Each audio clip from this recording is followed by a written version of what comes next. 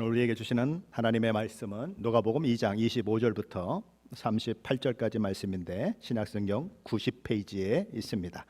신약성경 90페이지 누가복음 2장 25절부터 38절까지 말씀 우리 한 목소리로 같이 봉독하겠습니다.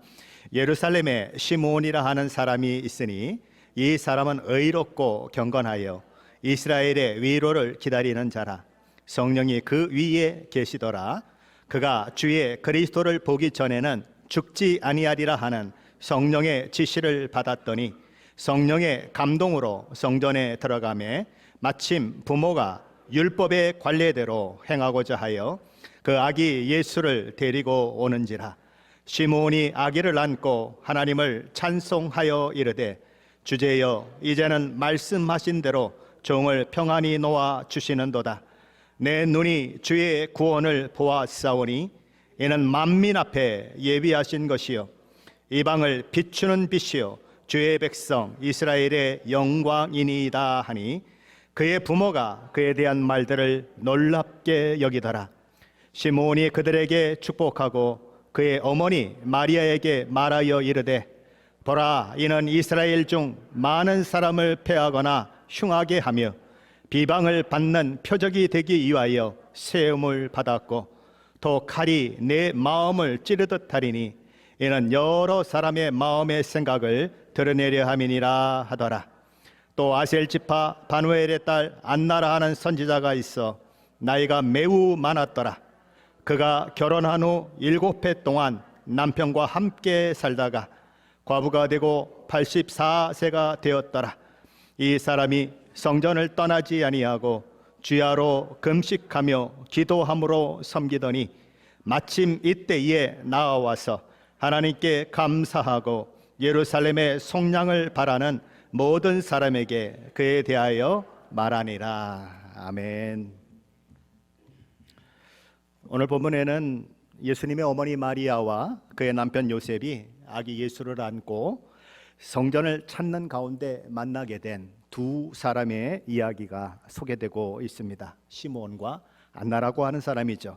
그렇다면 마리아와 요셉은 무엇을 하려고 아기 예수님을 안고 성전을 찾아갔고 거기서 두 사람을 만나게 되는 것일까요? 누가복음 2장 22절 말씀은 그 이유를 이렇게 적고 있습니다. 모세의 법대로 정결 예식의 날이 참에 아기를 데리고 예루살렘에 올라가니.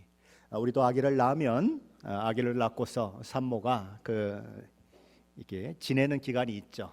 밖에 잘 나오지 않고 그렇게 집에 있는 기간이 있는 것처럼 이스라엘에도 그런 것들이 있었는데 그것이 그런 일정한 기간이 지나면 하나님 앞에 나와서 그런 기간이 지났다고 하는 것을 정결 예식이라고 하는 그런 제사를 통해서 그렇게 이제 확정을 짓는 그런 일들을 하게 되는 것입니다. 레위기 12장에 보면 아이를 낳은 여인에 대한 규례가 나오는데 만일 여인이 남자 아이를 낳았을 경우에는 일주일 동안 부정하다. 그리고 8일째 되는 날은 할례를 받게 해야 한다. 표피를 베는 것이죠.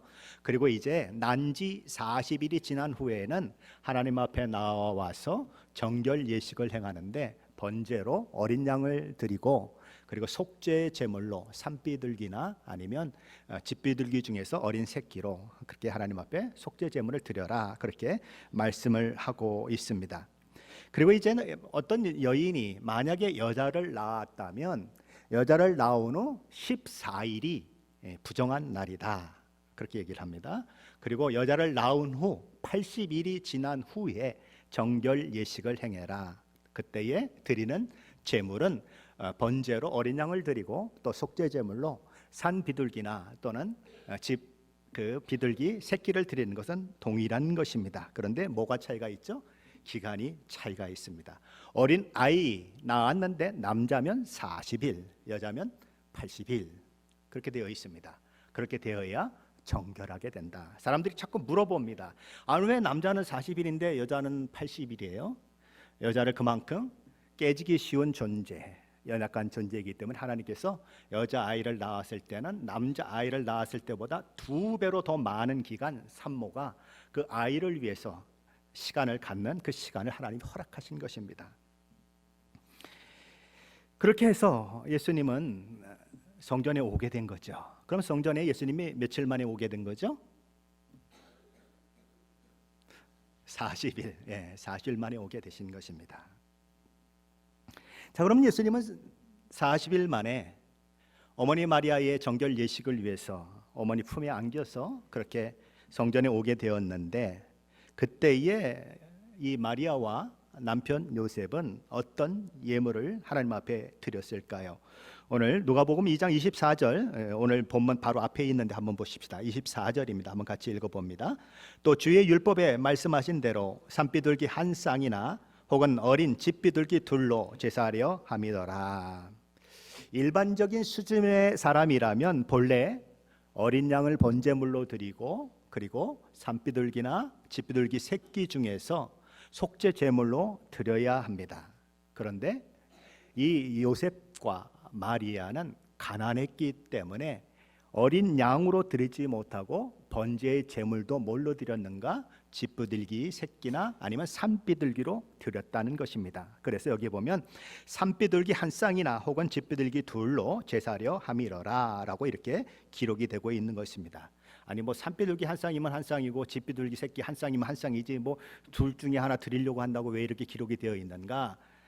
누가복음을 기록하는 사람이 정확하게 비둘기를 드린 것까지는 아는데 어떤 것을 드렸는지는 잘 모르는 것입니다. 그래서 둘 중에 하나를 드렸다 이렇게 얘기를 하고 있는 것이죠. 그러니까 예수님은 난지 40일 만에 정결 예식을 행하려는 마리아와 요셉의 품에 안겨 성전에 오게 되신 것입니다.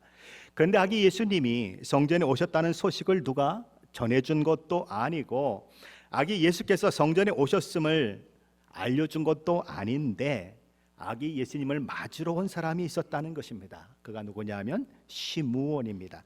시므온이라고 하는 이 이름은 들으심이라고 하는 뜻을 가지고 있습니다.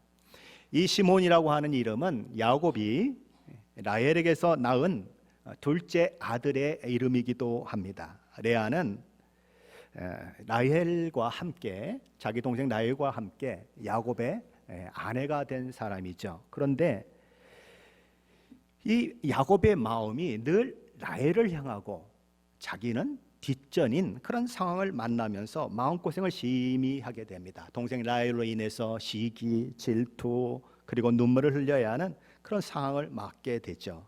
그런데 동생 라헬은 아들을 낳지 못하는 이런 상황이 만들어지는데 자기는 아들을 계속 낳는 그런 일들이 일어나는 것입니다. 그래서 아들을 낳자 내 모든 서름을 하나님이 한 방에 날려주신다. 그래서 그 첫째 아들의 이름을 루벤이라고 졌습니다. 루벤이 뭐냐면 보라 아들이라, 너는 못 낳지 나는 아들을 낳았다, 그거죠. 자랑스러운 것입니다. 그리고 둘째 아들을 낳게 되는데 둘째 아들의 이름이 바로 시므온인 것입니다. 시므온이라고 하는 이름은 레아가 사랑받지 못해서 한숨 짓고 눈물 짓고 부르짖는 것을 하나님이 들으시고 은혜를 베풀어 주셨다는 의미를 가진 이름입니다. 그래서 그의 이름의 뜻이 들으심인 것입니다. 오늘 누가복음에 나오는 시므온이라고 하는 인물도 그런 은혜를 입은 자, 다시 말해서 하나님께 들으심을 입은 인물로 소개되고 있는 것입니다. 그렇다면 그는 어떤 사람이었을까요? 오늘 보면 누가복음 2장 25절인데 함께 읽어봅니다. 25절입니다. 예루살렘에 시므온이라 하는 사람이 있으니 이 사람은 의롭고 경건하여 이스라엘의 위로를 기다리는 자라, 성령이 그 위에 계시더라. 누가는 첫 번째로 시므온이 의로운 사람이었고 경건한 사람이었다라고 소개합니다. 그가 의롭고 경건하다고 하는 것은 하나님과의 관계에서 바른 관계 가운데 있었던 사람이다라는 것입니다.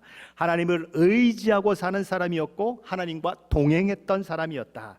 하나님을 사랑하는 사람이었기 때문에 하나님께 순종할 수 있었고, 그로 말미암아 시므온은 의로운 사람이다, 경건한 사람이다, 그렇게 불러졌다라는 것입니다. 우리가 하나님께 순종해라 라고 하는 말을 참 많이 듣습니다.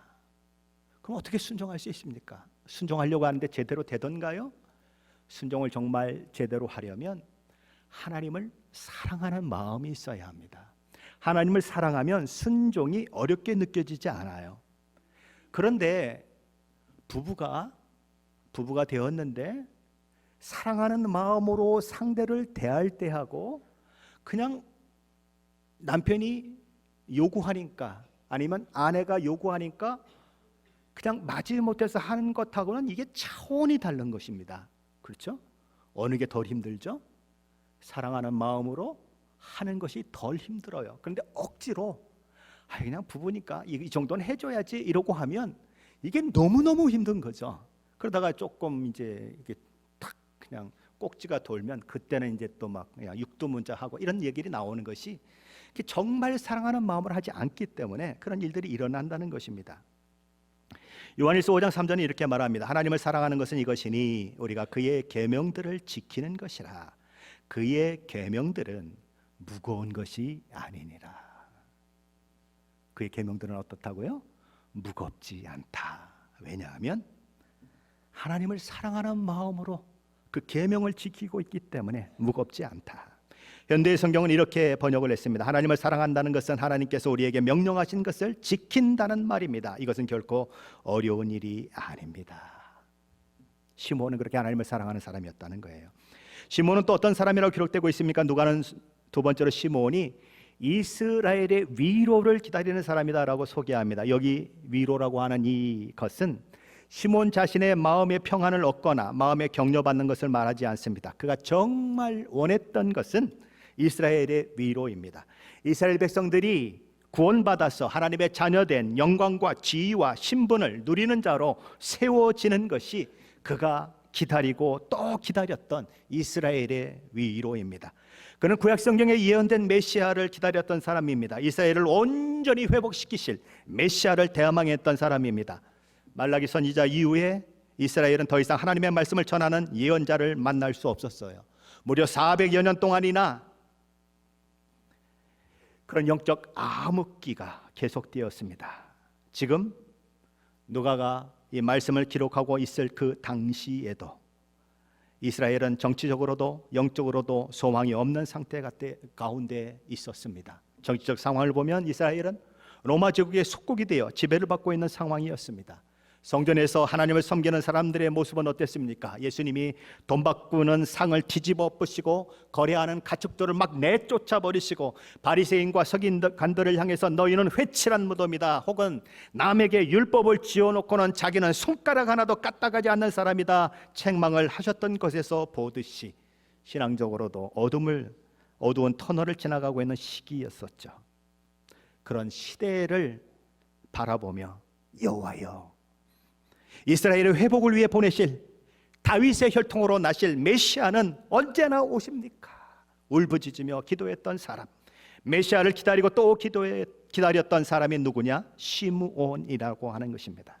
시므온은 또 어떤 사람이었습니까? 오늘 누가는 세 번째로 시므온은 성령이 그 위에 머물러 계시는 사람이다라고 소개합니다. 그가 성령 하나님과 함께 동행하는 사람이었고 성령에 충만한 사람, 성령의 세미한 음성에 민감했던 사람이라는 것입니다. 시므온은 의로운 사람이었고 경건한 사람이었고 주의 위로를 기다리는 사람이었고 성령 하나님으로 충만했던 사람이었다라는 거죠. 그렇다면 성령 하나님께서 그의 인생을 어떻게 인도하셨을까요? 그리고 성령 하나님께서 우리 주 예수께서 부모의 품에 안겨 성전을 찾게 되었을 때에 그를 구체적으로 어떻게 인도하셨을까요? 오늘 보면 26절 27절인데 한번 같이 읽어봅니다. 26절 27절입니다. 그가 주의 그리스도를 보기 전에는 죽지 아니하리라 하는 성령의 지시를 받았더니 성령의 감동으로 성전에 들어가매 마침 부모가 율법의 관리대로 행하고자 하여 그 아기 예수를 데리고 오는지라. 성령 하나님께서는 시므온이 성경에 예언된 말씀대로 이스라엘의 위로자가 되실 메시아가 오실 것을 믿음으로 바라보며 기다리고 또 기다리고 있다는 사실을 아시고, 그런 그에게 그가 주의 그리스도를 보기 전에는 죽지 아니하리라라는 약속의 말씀을 주셨다는 것입니다. 내가 그렇게 고대하던 메시아를 내 두 눈으로 똑똑히 보게 될 것이다. 그렇다면 그 성령 하나님의 약속의 말씀은 어떻게 이루어지게 되었습니까? 어느 날 어느 시 성령 하나님께서는 이 시므온의 마음을 감동시키셨습니다. 시므온아, 지금 성전으로 나아가라. 그래서 시므온이 성령 하나님의 지시를 따라 성전에 들어가게 되는데 그리고 그 성전에서 마침 부모가 율법의 관례대로 행하고자 하여 그 아기 예수를 데리고 오는 것을 보게 되는 것입니다. 기가 막힌 타이밍이죠. 하나님의 일하심은 너무도 신비하다는 거예요. 놀랍다는 거예요. 성령 하나님은 시므온과 아기 예수를 그렇게 기적적인 만남을 통해서 만나게 하시는 것입니다. 시므온은 너무 기뻐서 아기 예수를 안고 하나님 앞에 감격의 눈물을 흘리며 기도하는 거죠. 먼저 29절 말씀만 읽어보겠습니다. 29절입니다. 주제여 이제는 말씀하신 대로 종을 평안히 놓아 주시는도다. 그는 첫째로 주제여 그러며 기도합니다. 오 주여, 오 종인 저의 주인이시여 라고 기도하는 것입니다. 그런 둘째로 이제는 말씀하신 대로 종을 평안히 놓아 주시는도다 라고 기도합니다. 주께서 종에게 말씀하신 대로 다 이루셨사오니 이제 내가 죽어도 여한이 없습니다 라는 믿음의 고백입니다. 그렇다면 무엇이 그로 하여금 이제 죽어도 여한이 없습니다 라는 고백을 하게 만들었습니까? 30절 말씀은 내 눈이 주의 구원을 보았사오니 라고 말씀합니다. 주께서 내게 말씀하시기를 내가 죽기 전에 이스라엘의 위로자 되시는 메시아를 만날 것이라고 하셨는데 제가 이렇게 꿈에도 그리던 이스라엘의 구원자 메시아 그리스도를 눈으로 보게 되었습니다. 그러니 이제 죽어도 여한이 없습니다. 그것입니다.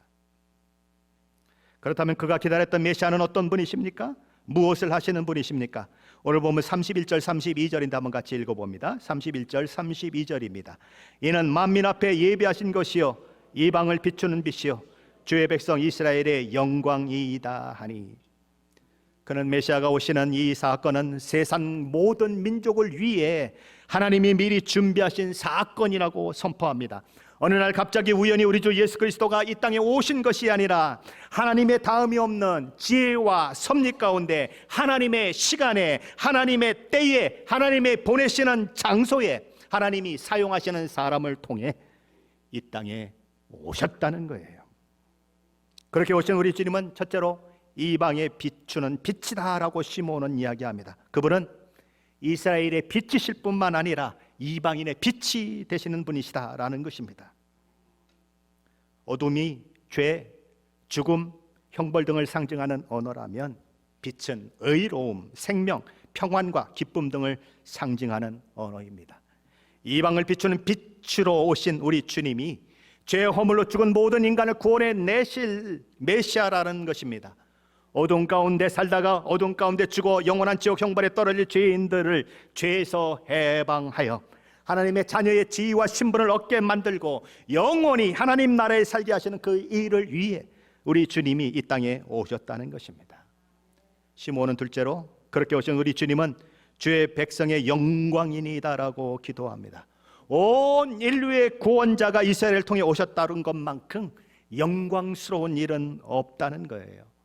조상 중에 엄청난 업적을 이룬 사람이 있을 때 혹은 자녀 중에 대단한 업적을 이룬 사람이 있을 때 우리는 그것을 가리켜 가문의 영광이다라고 얘기합니다.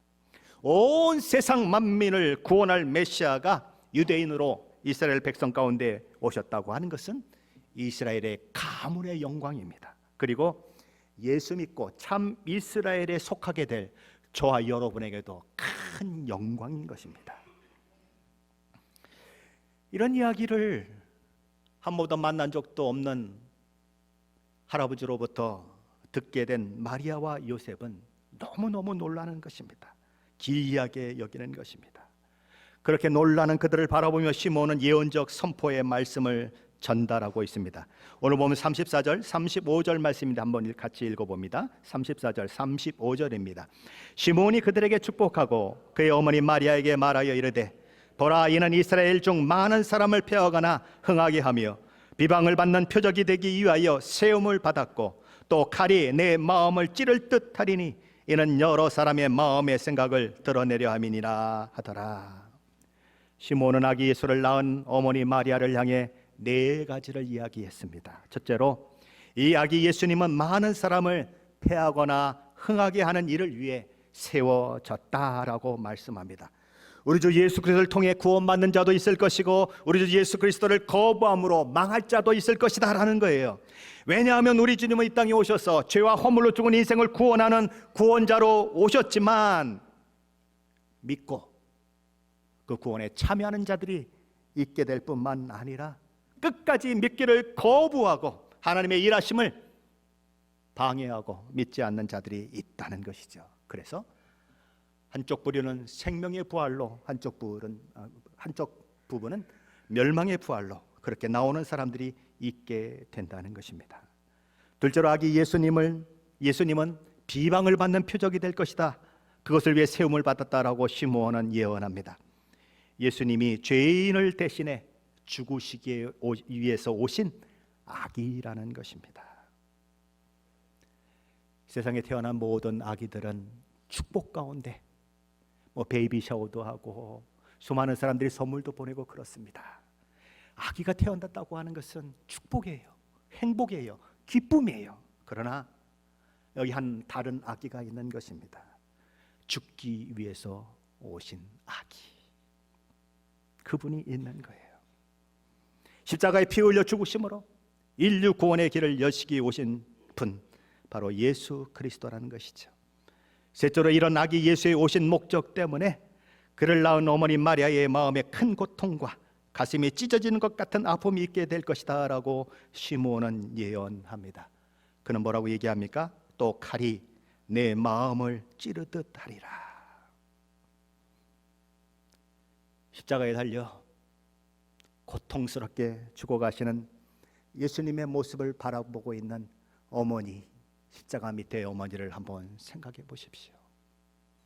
여러분의 자녀가 벌거벗겨져서 십자가에 못 박혀 피를 흘리며 절규하는 모습을 어머니로 그 밑에서 지켜본다면 아마도 대부분의 어머니들은 까무러칠 거예요. 예수님의 그 고통을 바라보는 마리아의 마음이 칼에 찔리듯이 그렇게 찢어지는 마음이 되었다라는 것이죠. 넷째로 시므온은 이로 인해 예수님을 바라보며 말이 예수님을 바라보며 그 예수님이 여러 사람의 마음이 드러나게 되게 하실 것이다라고 말씀합니다. 여기 드러난다라고 하는 말은 덮개로 덮여져서 안 보였었는데 덮개가 제거됨으로 인해서 안에 있는 것이 드러났다는 말입니다. 베일이 벗겨졌다라는 말을 쓰죠. 이전에 알려지지 않은 것이 폭로되었다라는 의미를 가지고 있습니다. 지금까지 하나님을 믿고 그의 뜻을 행한다고 하는 자들의 위선과 허위가 예수님으로 인해 만천하에 드러나게 될 것입니다. 누가 참 하나님의 사람인지 드러나게 될 것입니다. 예수님이 사역을 진행해 나가는 동안 누가 하나님의 뜻과 계획을 거부하고 대적하는 자인지, 아니면 누가 정말 하나님의 말씀에 순종하고 받아들이는 자인지 드러나게 될 것이라는 것입니다.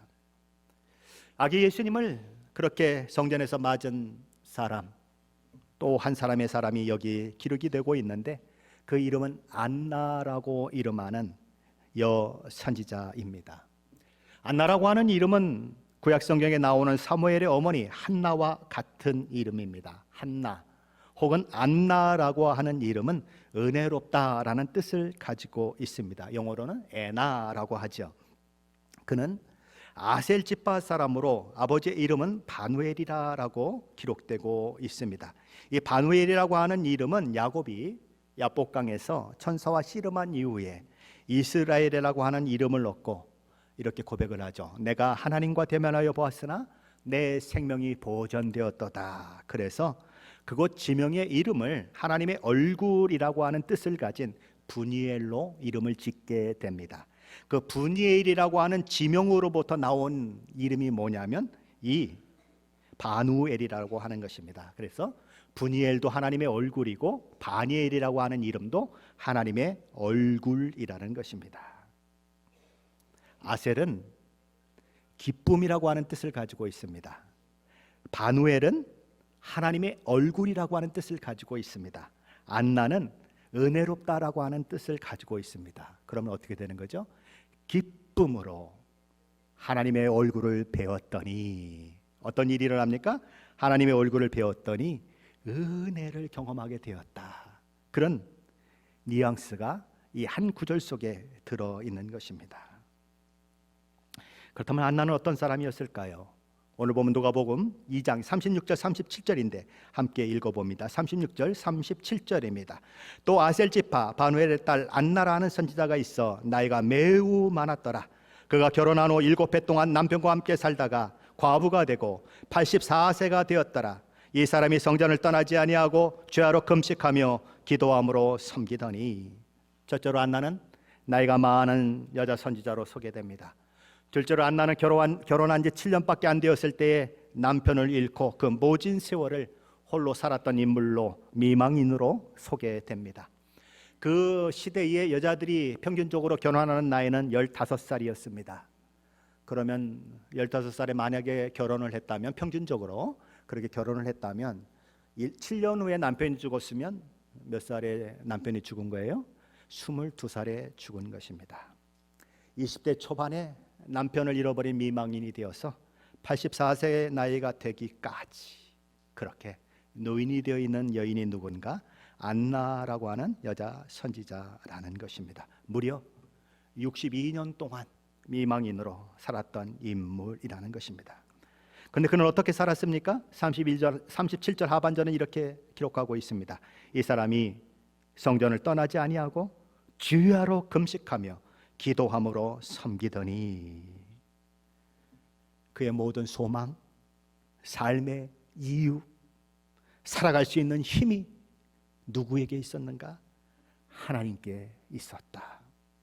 그 역시 이스라엘의 위로를 기다리는 자였다. 다시 말해 죄와 허물로 죽은 온 인류를 구원하여 하나님의 자녀가 되게 하시고 하나님 나라 백성으로서 복된 삶을 살게 하실 메시아 예수 그리스도를 기다리는 자였다라는 것입니다. 안나에게는 소망이, 세상적인 소망은 다 끊어져 버렸어요. 그러나 그는 세상 소망은 끊어졌지만 하나님 앞에 올인한 사람이었어요. 주야로 성전을 떠나지 아니하고 금식하며 살았던 사람이었습니다. 그러니 자연스럽게 성전은 그의 집과 같이 늘 드나드는 그런 성전이 되었죠. 그런데 여느 때처럼 그렇게 성전을 들어오는 과정 속에서 정결 예식을 행하고 있는 예수 그리스도의 어머니와 아버지를 만나게 되는 것이죠. 오늘 보면 38절은 그 사실을 이렇게 말씀합니다. 우리 38절 말씀인데 함께 읽어보겠습니다. 마침 이때에 나와서 하나님께 감사하고 예루살렘의 속량을 바라는 모든 사람에게 그에 대하여 말하니라. 여기 보면 마침 그때라고 하는 말이 있어요. 바로 그 순간에, 바로 그 타이밍에 라는 말이에요. 그는 바로 그 순간에 거기 나타나지 않았다면 아기 예수님을 만날 수 없었습니다. 그런데 바로 그 순간에 거기 나타남으로 인류의 구원자로 오신 예수 그리스도를 만나게 되는 것입니다. 그러기에 그는 너무 감격해서 하나님 앞에 감사의 기도를 드리는 것입니다. 하나님, 내가 무엇이기에 메시아를 눈으로 보는 이 놀라운 은혜를 허락하셨습니까? 내가 무엇이간데 주께서 인류를 구원하기에 보내신 이 복된 아기를 보게 하십니까? 안나 선지자는 먼저 하나님 앞에 감사를 드리고는 자기처럼 예루살렘의 속량을 기다리는 모든 믿음의 사람들에게 이 아기에 대해서 이야기를 해줍니다. 이 아기가 누구며 어떤 분이신지를 설명해 줍니다. 안나 선지자가 느꼈던 격한 감정이, 큰 기쁨이 어쩔 줄 모를 정도로 그렇게 설레이는 그 감정이 다른 사람들에게 전달이 되는 거죠. 아마도 거기 아기 예수님을 보러 주변에 모였던 예수님의 속량을 기다렸던 모든 사람들은 감격의 눈물을 흘리며 두 손을 들어 하나님을 찬양하며 감사했을 것입니다.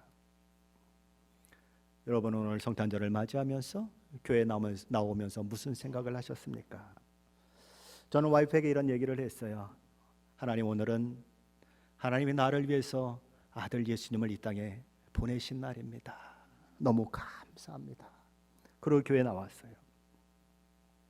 시므온은 이스라엘의 위로가 되신 우리 주님을 기다리고 또 기다렸던 자였습니다. 그분만이 우리 인류의 소망이요, 죄와 허물로 죽은 우리를 십자가로 살리사 하나님의 자녀의 영광과 지위와 명예를 누리게 하시는 분이시요, 하나님 나라가 이 땅에 임하게 하실 분임을 믿었기 때문입니다. 그런 그가 아기 예수님을 만났습니다. 그는 이렇게 말합니다.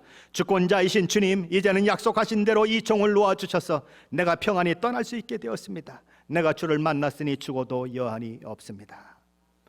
이 시므온의 고백은 예수를 만난 모든 사람들의 고백이 되어야 합니다. 내가 예수를 만났으니 이제 죽어도 여한이 없습니다. 아버지여, 내가 예수를 만났으니 무엇을 더 바라겠습니까? 무엇을 더 기대하겠습니까? 어디서 이보다 더 큰 기쁨을 찾을 수 있겠습니까? 어디서 이것보다 더 귀중한 것을 발견할 수 있겠습니까? 예수가 나의 전부인데 내가 예수를 만났으니 이제 난 죽어도 상관없습니다. 저와 여러분의 고백이 되어야 할 줄 믿습니다. 사도 바울은 로마 감옥에서 빌립보 교회 성도들에게 보낸 편지에서 이렇게 이야기합니다. 이는 내가 사는 것이 그리스도니 죽는 것도 유익함이라. 예수를 만났고 예수와 함께 살고 있으니 지금 이 로마 감옥에서 풀려나지 못하고 죽어도 여한이 없다는 것입니다. 그래서 그는 자신이 죽어서 주님과 영원히 함께 있는 그 즐거움, 그리고 살아서 주님과 함께 고난을 받으며 복음의 증인이 되는 사이에 자기가 끼어 있다. 내가 무엇을 선택해야 될지 모르겠다 라고 고백하며 이렇게 자신의 심정을 써내려가고 있습니다. 차라리 세상을 떠나서 그리스도와 함께 있는 것이 훨씬 좋은 일이라 그렇게 하고 싶으나 이것이 사도 바울의 진정한 소원입니다. 그러나 그는 이렇게 이야기를 이어갑니다. 내가 육신으로 있는 것이 너희를 위하여 더 유익하리라.